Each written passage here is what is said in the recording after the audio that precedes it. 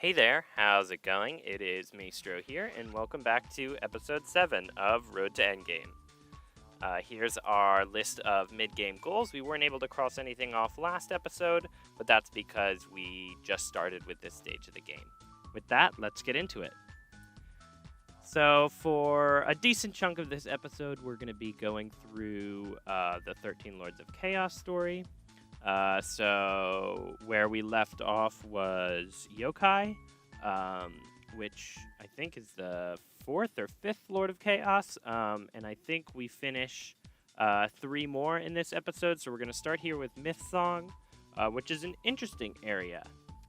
It's super short, like super duper short. Every area has like 4 or 5 quests maximum. And most of the mobs are pretty easy, so it really didn't take me a long time. I want to say it took me maybe 40 minutes, and I probably could have gotten through faster if I had, really been super invested in doing that.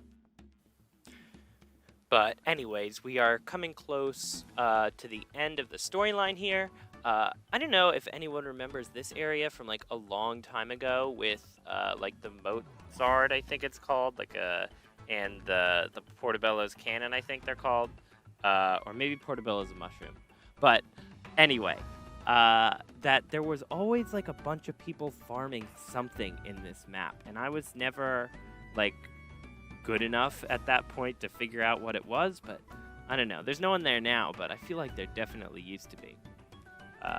So here's the fight with the first quote-unquote Chaos Lord, which is Discordia, which ends up in the story, spoiler alert, not actually being the Chaos Lord. It actually ends up being Kimberly, which is just kind of weird. The story never really, like, explains that part in terms of, like, what the whole deal was with that. It sort of seems just like I think it's one of their girlfriends or something like that in staff, or like a band that they really liked, and then they just kind of like forced that part of the story. But anyway, that's the end of the Myth Song storyline. So again, took me like 40 minutes, and we fly off into the sunset on our concert bird. But with that, we end up getting the Bard class, which requires rank 4 Myth Song as well as a membership. And that's going to be used later for one of the Nulgath items that I'm going to get.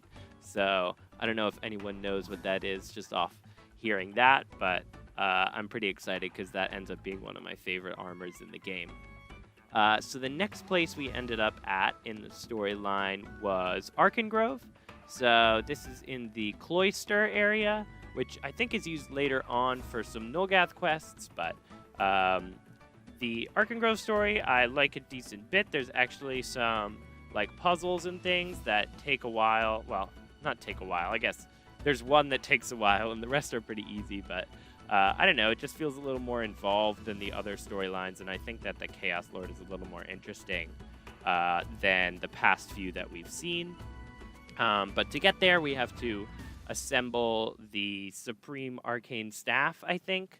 And to do that, you go around to all the areas, and everyone is sort of like a keeper of one part of the staff. And yeah, the areas are pretty cool and pretty diverse and all that, so I don't know. I think it's a pretty solid one as far as the Chaos Lord storylines go. But coming away from that, I kind of wanted to talk a little bit about sort of plans for the future. I mean, that's saying like I've only really been making videos here for 2 weeks, but you know, I do want to sort of reach out to the community, however small it is, who does watch through, I guess, every single one of these videos. And I just sort of want to know what you guys would like to see, whether it's, more content like this that's, just like this, and I focus entirely on this series, or, I think that the I guess, YouTube scene in AQW is just super saturated by a lot of like the same stuff. So, but at the same time, there's really not that much room for, you know, like experimentation or like any of that sort of stuff just within, you know, sort of the content creation side of things, just because of the nature of the game and its simplicity and all that.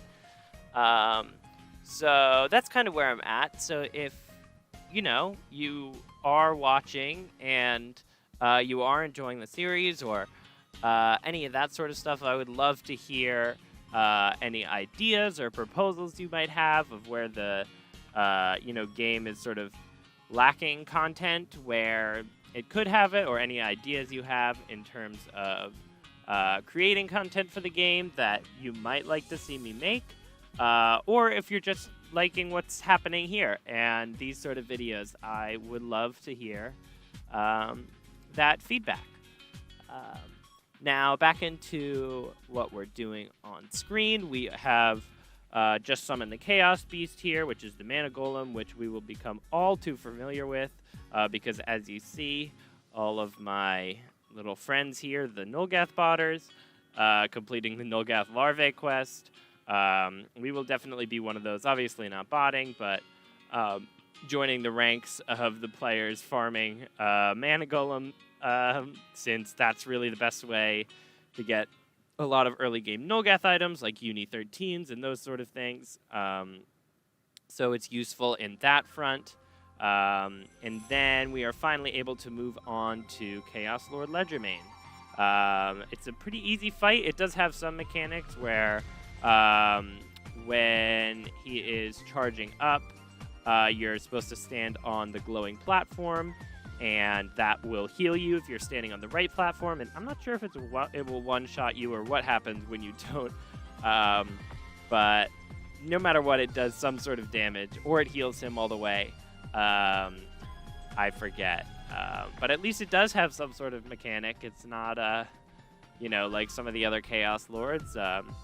And so this is when Draketh comes to help you defeat Ledgermane, since he's sort of gotten out of control, which I think is sort of unique and cool about this boss, that he sort of ends up being more powerful than Draketh, and then he actually ends up coming to aid you in taking him down, because it was sort of getting out of his hand. But yeah, just a cool little tidbit about that boss encounter. And then we're moving on to the last area we are going to be completing in this episode today, which is going to be the Sand Sea. This area is all right. It's pretty simple, pretty basic. I was actually sort of debating on whether to even include this as an episode, because, I don't know, I think the series was feeling a little bit Let's Play-y, which is not really what I wanted it to be. I kind of wanted it to be a documentation, just sort of progress, both like for myself and to create content out of it. So I wasn't sure if I was going to include episodes like this, but I don't know. There's not going to be too many more of them. I think that, you know, once we get through just like the regular 13 Lords of Chaos storyline, then we'll be into more, you know, farming territory where it doesn't really make sense to film as many like updates as I have been, just because, you know, progress is going to be a little bit slower and not quite as linear. But we'll see, because I kind of play the game a little bit ADHD, where I'm sort of all over the place. I don't really farm totally for like one thing and one thing only at a time. I kind of jump around, especially with the boosts that they're providing. And Alina actually announced that they're going to make that a semi-permanent thing, which is nice.